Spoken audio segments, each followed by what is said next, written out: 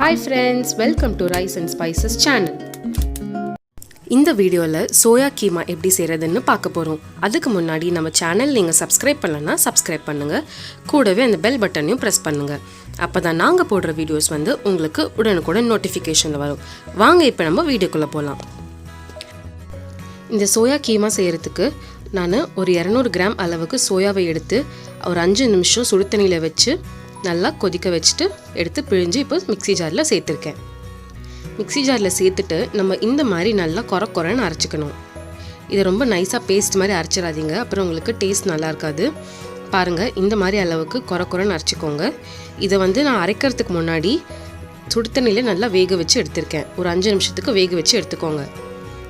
வேக வச்சு எடுத்துட்டு அதை தண்ணியெல்லாம் நல்லா பிழிஞ்சு எடுத்துருங்க. பாருங்கள், இந்த மாதிரி இருக்கணும். இப்போ நம்ம எப்படி செய்கிறதுன்னு பார்க்கலாம். ஒரு பேனில் தேவையான அளவுக்கு எண்ணெய் சேர்த்துக்கோங்க.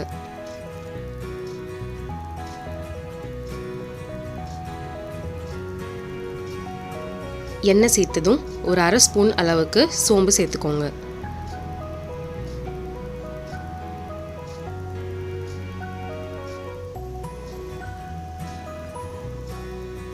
சோம்பெல்லாம் நல்லா பொரிய ஆரம்பித்ததும் நான் 2 வெங்காயத்தை பொடியாக நறுக்கி வச்சுருக்கேன்.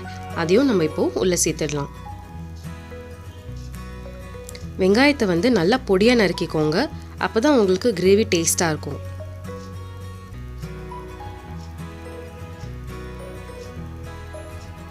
நீங்கள் இதில் அரைச்சி ஊற்றுனீங்கன்னா டேஸ்ட் மாறிடும். அதனால் நீங்கள் நறுக்கியே சேர்த்துக்கோங்க. வெங்காயம் நல்லா வதங்கட்டும். இப்போது வெங்காயம் நல்லா இந்த மாதிரி வதங்கினதும் நான் இஞ்சி பூண்டு பேஸ்ட் சேர்த்துக்கிறேன்.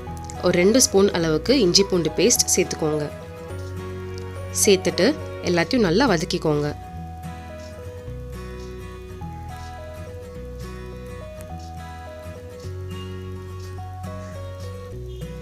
இப்போது இஞ்சி பூண்டு பேஸ்ட்டோட பச்சை வாசனை போனதும் ஒரு 2 பெரிய தக்காளி எடுத்து இந்த மாதிரி பொடியை நறுக்கி உள்ளே சேர்த்துருங்க.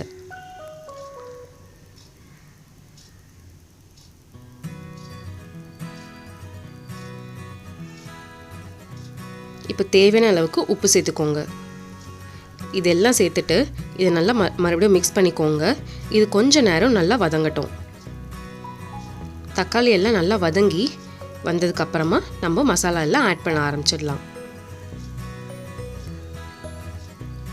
இப்போ இதில் ஒரு 1/2 ஸ்பூன் அளவுக்கு மஞ்சள்தூள் சேர்த்துக்கோங்க.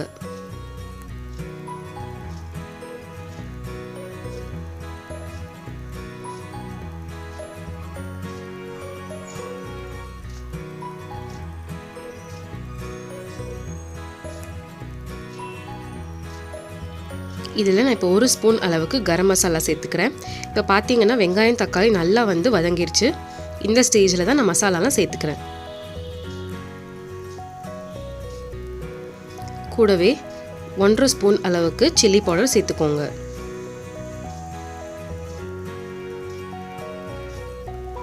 சேர்த்துட்டு எல்லாத்தையும் நல்லா கலந்துக்கோங்க.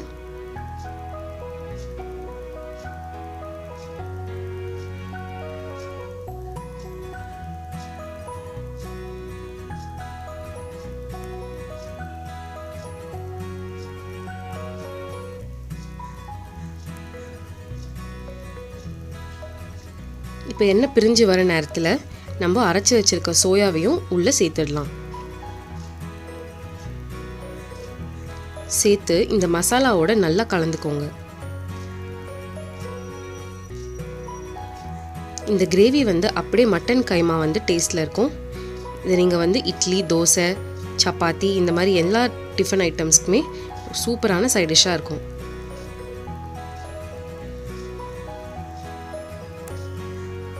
இப்போ சோயா சேர்த்ததும் நான் இந்த கிரேவியில் ஒரு கேப்சிகமை நல்லா பொடியாக நறுக்கி சேர்த்துக்கிறேன். இந்த கேப்சிகம் சேர்த்திங்கன்னா இந்த கிரேவியோட ஃப்ளேவர் இன்னும் சூப்பராக இருக்கும்.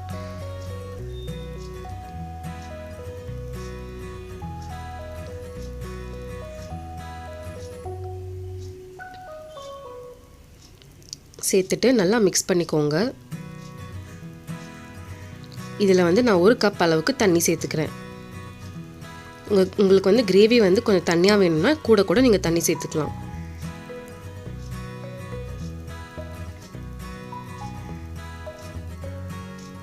இப்போ இது வந்து நல்லா கொதிக்கட்டும். ஒரு 5 நிமிஷம் மீடியம் ஃப்ளேமில் வச்சு இதை நம்ம வந்து மூடி வச்சிடலாம். பாருங்கள், இப்போ வந்து நம்ம கிரேவி வந்து ரெடி ஆகிடுச்சு. கடைசியாக கொத்தமல்லி தூவி இதை வந்து நம்ம அடுப்புலேருந்து இறக்கிடலாம். இந்த சோயா கீமா ரெசிபி வந்து நீங்கள் நான்வெஜ் செய்யாத நாளில் இதை வந்து செஞ்சு கொடுத்தீங்கன்னா வீட்டில் எல்லாருக்குமே ரொம்ப பிடிச்சி சாப்பிடுவாங்க. அப்படியே நான்வெஜ் டேஸ்ட்லேயே இருக்கும். இந்த ரெசிபி வந்து தோசைக்கு சப்பாத்திக்கெல்லாம் ஒரு சூப்பரான சைட் டிஷ்ஷாக இருக்கும்.